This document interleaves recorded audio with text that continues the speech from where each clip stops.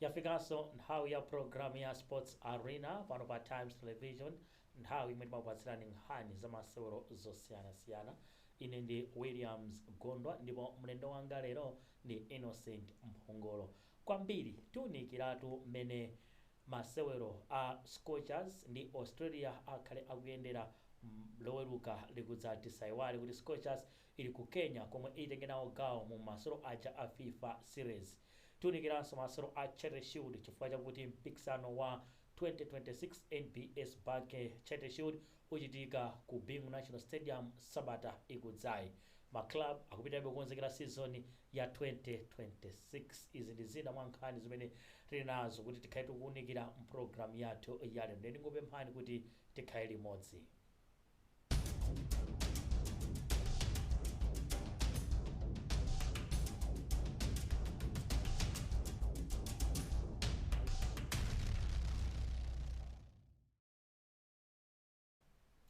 Monga ndinakambira kumayambira program ine ya Sports Arena kuti andi join mzanga Innocent. Innocent atakulandira pa kanema wa Times program ya Sports Arena. Kwambiri ndiye kuti ndi Scorchers itu. Scorchers Saturday lino ku Namibia amini ku Kenya. Ariko kuti ndi weekend yabwino kwa basi. Ayikha weekend yabwino kwambiri kuti Scorchers ali ku Kenya. Ndikubera kuti amalawi likhala ndi mwayi otsatira mmene zikuyendera kumene ku Kenya.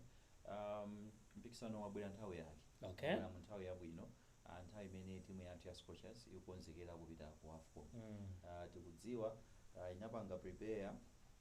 yamenya ma friendlies ochuluka kwambiri. Ma friendlies ambiri yaswali matimu aku Southern Africa. Yes. Tamenya ma friendlies ochuluka kwambiri. Ndikuti ma friendlies athu ambiri yaswali matimu muno mu Africa. Now tukupita lero kumana ndi Australia, timu imene mwina ndi mayiko ochita bwino, ndi mayiko amene ali ndi ma structures awo abwino, ali ndi infrastructure. Papepa la Australia ndi amphamvu. Yes. Kusiyana ndi ifeyo. Ndi timu imene ili pamwamba pathu. So mukamakumana ndi opponent wa mtundu ngati umenewo amakupatsana chilimbikitso. Kukonzekera kwanu kumakhala kwabwino. Tikudziwa sikuti kukuchiyembekezo chathu ndi chachikulu kwambiri.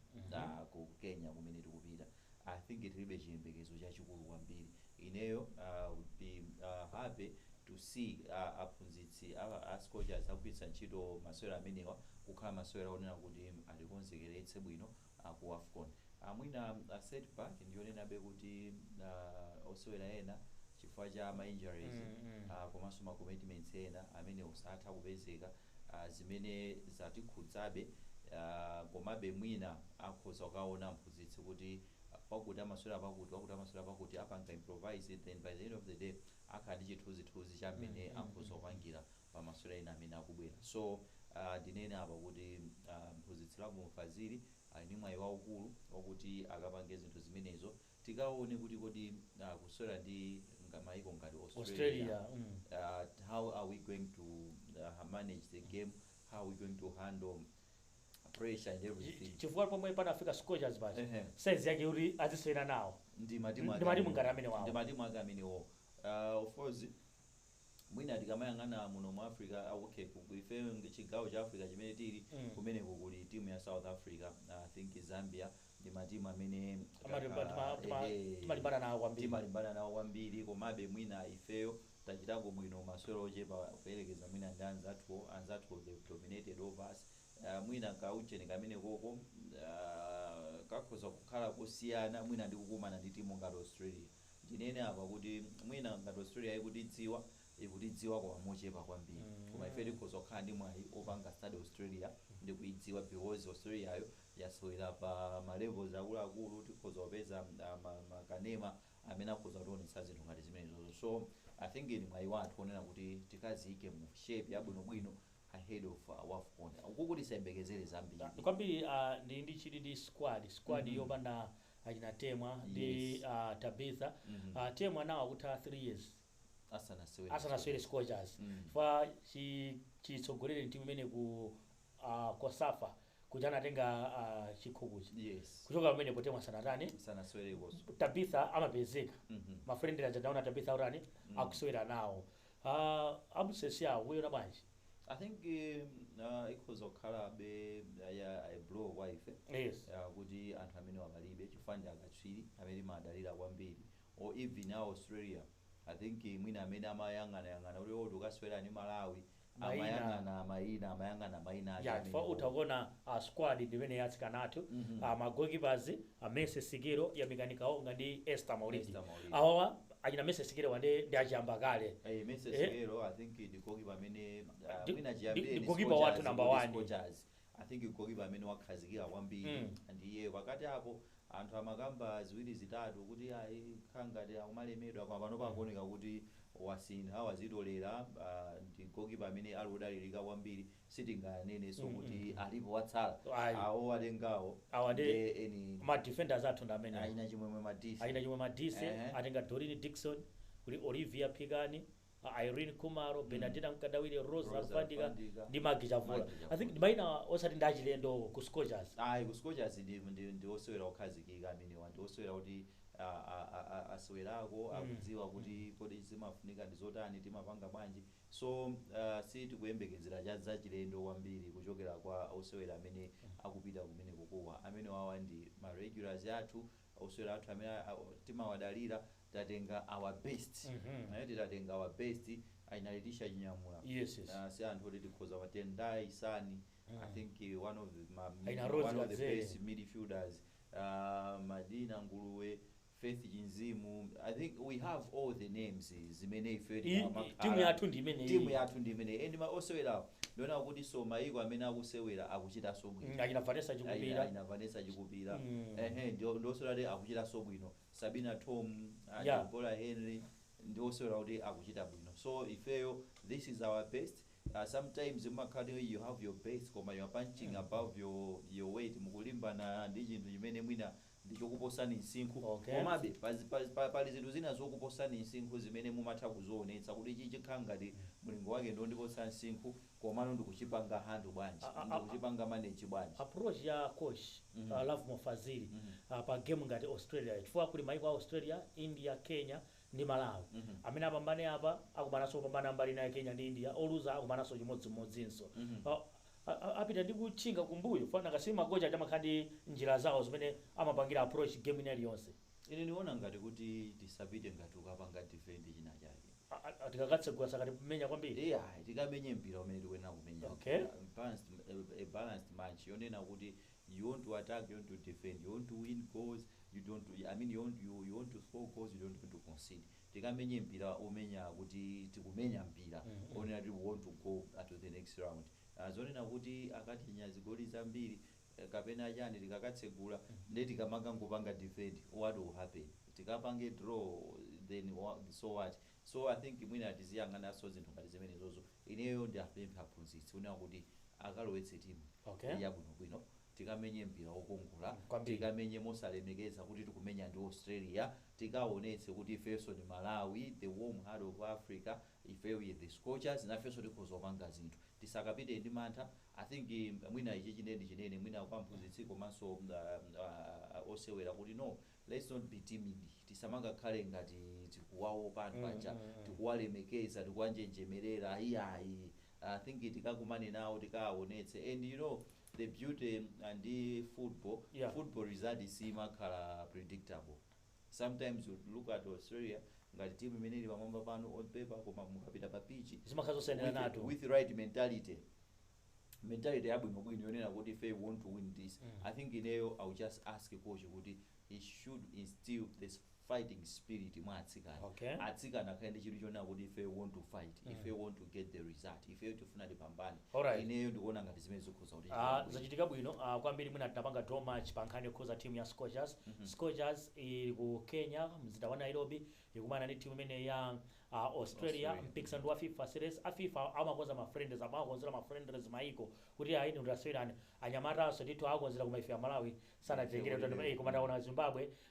ku London kumene kupita ndithu ukasewera ndi zinthu zabwino kwa basi komanso izizi innocent zadza peneso of course tikakambe zambiri za under 17 yathu yachisodzera ya atsikanawa for Saturday lomwe ili Super Bingu akusewera ndi Burundi qualifiers ya World Cup ndasiyana opanda mayina nakati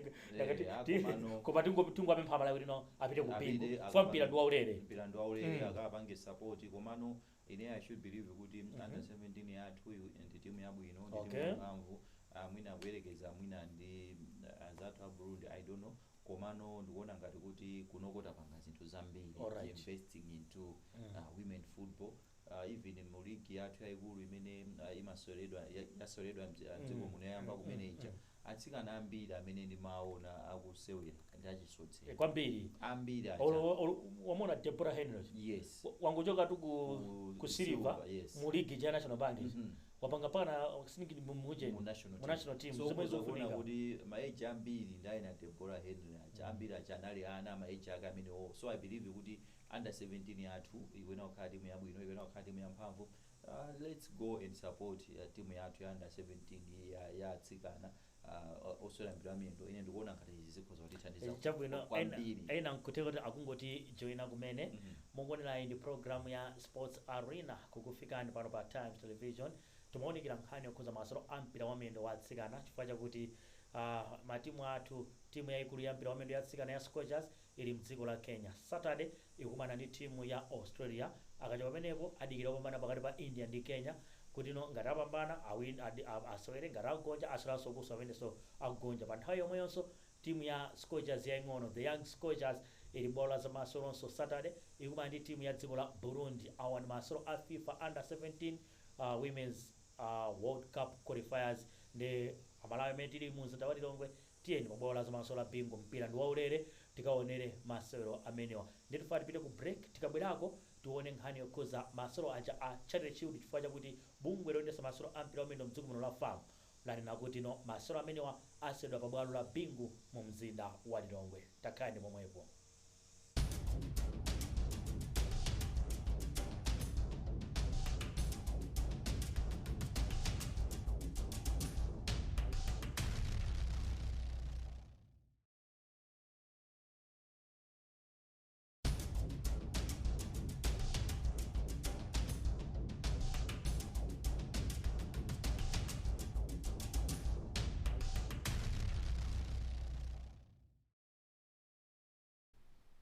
Talowa gawo lachiwiri gawo limene ndilomaliza la program ya Sports Arena ndi Innocent timakamba nkhani zokhuza ndithu timu ya Scorchers koma now titasuntha ano tipite kwa anyamata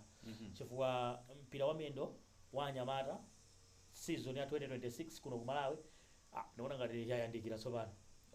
timaona ngati ndikutali tenene kuti season yafika yayamba tingona ndi ya tili ku pre-season ilo tili ku pre-season chifukwa okay sabatata kunali ma bonanza anagundika ma bonanza ku Mpoto kunali Super 4 ku chigawo cha pakati kuli inali konso kumeneko ndithu yayi achita bwino taonanso chigawo cha pakati so weekend so iliko kulisoje akuti mwini mzinda ya meya imeneyo Silver kumano tinaona mwina tisanafike tiyambe ndi ma friend race mwina tiyambe ndi Charity Shield kuti no announcement yachitika ya famwe koma tiyambe ndi Charity Shield it's ndi chantu chikulu Charity Shield kasweda ku Bingu National Stadium munaita ndi labwanji gadi imene Bullets versus Wanderers I think panali chiyembekezo anthu amene ati amene ikhala Blantyre yes mati monse ndaku Blantyre kenaku anena kuti ayi masewero amene akachitikira ku Bingu mwina for obvious reasons mwina kumeneko kumachitika zinthu zambiri ahead of Charity Shield or statement imene palibepo kugulitsa matikiti koma zone umazona zokuteka zonezi kawiri sizimatheka bafanene danger kuti ndito ali mu capital letters timakuona kuti anthu aone zachibwana sitikupangana now statement yochokera ku farm ndimene NBS Bank Charity Shield Bingu National Stadium pa 18 loluka sabata la mawa ndimene kuli game ya Wanderers ndi Nyasa Big Bullets kutsegulira sopano season I don't know kuti Wanderers ndi Bullets mu Charity Shield anakumanapo chiyambeni Charity Shield anakumana koma ndi pakathawi I think maucheni oyambirira aja kuti no akupanga introduce no Charity Shield ku Malawi I think chiyambire Chile Shield team ya Bullets yapanga dominate Okay. Chile Shield Silver Strikers ndi imene inatenga ku last season chifana ndi Bullets sinasewere Chile Shield koma zaka zonse koma chiyambire Bullets ngati kusewera Chile Shield imatenga chiyambire ni Bullets ngati kusewera Chile Shield imatenga palibe chaka chimene Bullets inasewera Chile Shield osatenga kodi chaka chinochi cha 2026 kakhala kuyamba kuti Bullets isatenge Chile Shield chiyambire ni Chile Shield Wanderers sinatenge kodi akakaso kakhala kuyamba kuti Wanderers so itenge Chile Shield so ni masewera amene ndiopatsa chidwi kwambiri ni masewera amene si masewera ongoti masewera sikumakhala friendly ku game ya Bullets ndi Wanderers sizinachitikepo olatakhala kuti akonzawo ndi otani yati fati kangosangalala kulibe friendly ku masewera a Bullets ndi Wanderers masewera ena aliwonse amakhala kuti it's a grudge match so tiyembekezere kuti umakhala mpira wa mangawa basi ni mpira onena kuti ifeyo ndi awawa basi wathu ndi umenewo ndionena kuti wawo ndi umenewo komano ukuona kuti of course amuna game the next week koma announcement yokai ndoti makampu aja kathengenengemba kutani kamba kubwera ma games ngati tikuonera apa ya Wanderers ndi Bullets Wanderers apanga dominate kwambiri Blantyre derby yes last season I think ma derby ose atatu Wanderers anamone utakuona zigoli ngati anamonera kwambiri inside anamonera kwambiri neba now ndimafanene kuti pali zinthu zingapo zimene zikukachitika pa Chile Shield one coach wa Bullets akakhala keeper chidwa amene anakocha masewera Bullets ndi Wanderers kalekale kwambiri ngati mphunzitsi komanso anasewerapo akoche limene ukuku kukakhala McDonald Nderemera chifukwa Bob kulibe eti I think kakhala koyamba aphunzitsi awiri mwina Gilbert anakhalapo komano mwina patapita nthawi yayitali kwambiri kuti atsogolere matimu awo ngati aphunzitsi akuluakulu ku Blantyre derby so kumene kuku masewera ake si achibwana komanso kulosewera angapo amene apita ku matimu amene wawo amene ndi atsopano ena sanaswereko derby sanaswereko Blantyre derby kakhala koyamba nakasi matimu aja abweresosewera ena so tiyembekezerenso kuti pakakhala zinthu zatsopano tiyembekezerenso kaona ma uniform atsopano kodi vele zilipobe tiyembekezerenso kaona ma uniform atsopano apanga launch uniform yawo okay izizi mwina anthu amazitenga for granted kunguzoona ngati yanjani what I'm trying to say is masewera awo ni masewera amene akubwera ndi excitement ma angles ambirimbiri zomwe ndanena poyamba zija zoti Bullets ikakhala kuti kumenya mu Chile Shield imatenga Wanderers ikamamenya mu Chile Shield sinatengepo anginde Nderemera kodi anthu ankanena kuti last year ija amene amapangisa kuti Bullets ipezeke pa mavuto adzaoneni ndi Wanderers analinginde kodi apa padi anginde wakaonetsa kuti iwo amene ali pamene akipa tichilango apatsa kumene antchito kodi ndi olonjezedwa awo kapenanso nawonso akhalanso pa chipinjo so chokumana so zinthu zimene so ndi masewera okoma kwambiri ani masewera amene atikuyembekezera kuona zigoli tikuyembekezera kuona zigoli ndine ndikuona ngati masewera awawa akhoza kukhala zigoli zokwanira bwino ndikuona ngati yonje akhoza kukhala masewera zigoli zokwanira bwino komanso akhala masewera achikopa kwambiri. Alright 5 minutes zatsamanazika 10 tatiti taona ano ku pre-season many matimu akuchitira zikuona ngati zosaina matimu akuluakuluwa zazizirano sopano aliyense kangati anamwali aliyense wamaliza fauta kuona kuti Silver Strikers announcement yoti yasena player patenga nthawi Bullets chimodzimodzi Wanderers iso chimodzimodzi tinaona Bullets akulephera ndi timu ya Red Diamonds kena kono anasweranso ndi timu ya Dedza Dynamos apambana 2-0 paso akhalisa kukumananso weekend imene Dedza imeneyi ngati masewero apitano pa Dedza Wanderers anali unasata ma friendly games Wanderers sabata imene kuyambira Monday nasewera ndi Bangwe Chirobwe iziti anatha 2-0 yes anasanso ndi Chirobwe kapena yes anakumananso ndi anaseweranso ndi timu iziti Chirobwe kaya masewera nake amene wanali koma akupana ndi kuvata Saturday ndi Chiyangalume Palace kuzomba so I think matimu akupanga prepare for the coming season ndinene apa kuti khangati season inoyi palibepo timu imene yaphweketsa zokonzekera in terms of kugula osewera komanso ingakhale ma preparations mabonanza amene achitikawa ndikuona ngati athandizira kwambiri komanso almost timu ina iliyonse panopa ikumayenda kupita kukamenya ma friendlies akumenya ma friendlies akuti aone kuti apanga bwanji matimu sanapange release ma final squad kuti amene kuti yes amapezeka kuti no apapa kaya panopa kungopanga training ma player 40 eti awene ano apange kuti ife koma wiki yake sina linoyo ife tukuyenda ndi ma player awawa ndimapita no kumeneko kuti wiki ino ndi wiki yovuta kwambiri ndionena kuti matimu ambiri akhala no akudziwa oseweraso ambiri akhala akudziwa kuti kodi atipange bwanji so wiki ikhala chija umamva kuti player wakuti apita kuloni wiki yake imakhala imene wapita kuloni auyamuza tapeze timu ina uyamuza sana mpase contract akungosewera wiki yake imakhala imene wiki ndi wiki ya kuti pelo tino let's say Wanderers itulusa kuti no 2026 squad yathu ndi magokipa athu ndi awo okay ma defender athu ndi awo Bullets iso nayo nena kuti okay feso ma player athu ndi awo ma defender athu ama strikers athu ndi awo zimene zijazo kawiri zimachitika wiki yake komanso tisanene kuti wiki yake imene chifukwa kuti wiki the next week ndi apa 18 imene kuti chali shoot league yeni kuyamba the other week so tinene kuti ka 2 weeks akaka ndiona ndi matimu ambiri apanga ma friendlies acha kuti aonedi kuti atsimikize kuti kodi awawa tiri kuwafuna nawawa siri kuwafuna koma so far so good ma friendlies amene taona I think kuona Bullets yo yapita kudzomba yapita ku champion kudowa ikupita kudetsa I think ikuzipanga prepare mwina in terms of timakamba this other day ndi ma guys una kuti no muna kutsogolo kweti tizaone maklabu athu amapanga akumapita ku camp kuonja ku pre-season yes zimathandizana achita anzathu a Caps kubwera kuno ndokhala wiki 2 weeks zimathandiza kwambiri more especially matimu ngati Wanderers Bullets amene amatupikira CAF ngati Silver Strikers fa maklabu athu amene madalira even national team ndamene wawa I think ndizofunika kuti mwina matimu adzipita ukasewera ndi matimu ena kunja ukapanga camp kumene kuja chifukwa chonena kuti tikamakamba za ma pre-season friendlies tikumasewera ndi matimu omweyo akumenya matimu omweyo amene azamenya mu Super League nangaaganiza ndi matimu akumandideza akumanaso kawiri sondideza friend ile imene ndi akamaza kumana nayo game ya league bisukuti pali ujeni yochita kudetsa nkhawa timachinya komanso mwina detsayo izakhaso kuti athamantha kuti Bullets tamenya nayo kangapo tapanga nayo mwakuti so ndi zinthu zonena kuti pena zimakhala zabwino komanso pena sizimakhala zabwino ine ndimaona ngati zabwino kwambiri ndikupita kunja mukapange prepare kumene kunja mubwere kuno muzizangomaliza ma final touches I think last 2 seasons matimu mu Super League samasewera ma friendlies mu Super League sizingatheka amasewera ndi matimu ang'ono koma this year kwabwera ma bonanza kwabweranso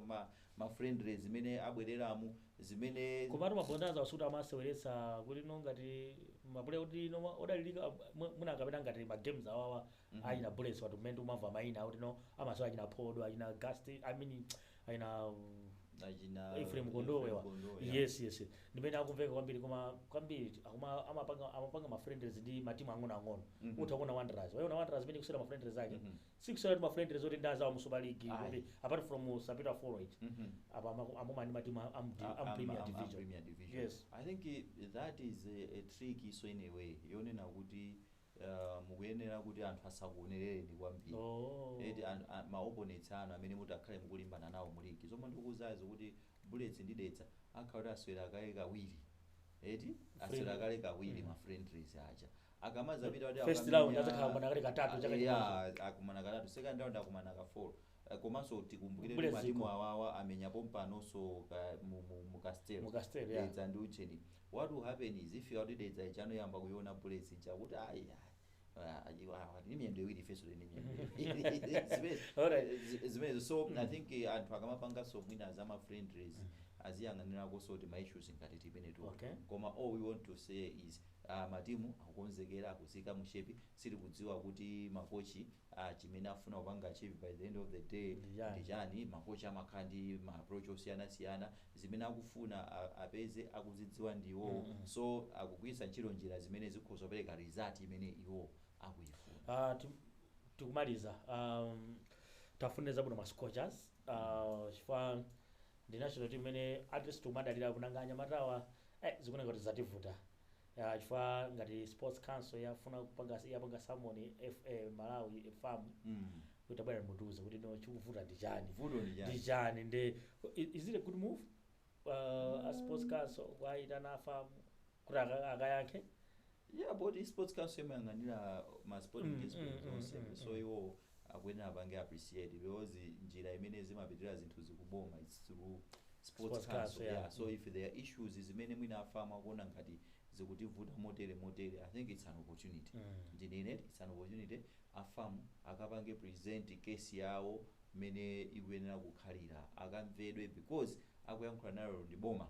zimenezo zipita kuboma so tisamaza khale somanya kuti boma sile kutere pamene apachidwa mwayo kuti akumane ndi sports council so apange use mwayo umenewo auza sports council zimene ife tikuyembekezera ndi izi zimene boma limalephera kupanga ndi easy mascochers wauza cha akumanda Australia mascochers likwafuna asakhale ndi mantha ineyo zoti tipite ndi mentality na tikapange defend tikapange ife tipite ndi mentality tukamenya mpira tukamenya ndi team ya Australia imene ifeyo ndiwo tose ndi ampira you never know you get a result yabwinonso from that match so I think mascochers siti kunena kuti tikupatseni pressure kuti mwakuti ifeyo tikukufunirani zabwino zonse tapitani mukaonetse kuti inunso mumadziwa mpira osapanga defend osatani kapso ni mpira no smart ngati mupanga defend kuti it's a tactic fair and good command let's not go with the mentality unali tukapanga defend I think that that is not on titsanzikane modelo mondithokoze Innocent kuti titakubani kuti at least mutithandize nakasi pa set ndio timangozindikira ayina Mike nda ayina Denmark ayina kumabeta ti ndimene kulili kunja kunyengo zache zovuta mayendedwe kakati azathu anavutirapo kumene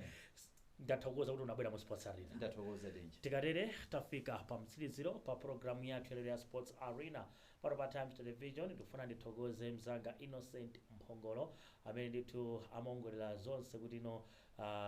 kuti unikira amene anandijoina program ine ya Sports Arena pano pa Kanema wa Times koma Angela ndamene adali pa makina kuongolera zonse kuti feyo tizioneka mmene tikuonekeramo ine ndi Williams Gondwa pitirizani kuonera Kanema wa Times mwakoma nonse.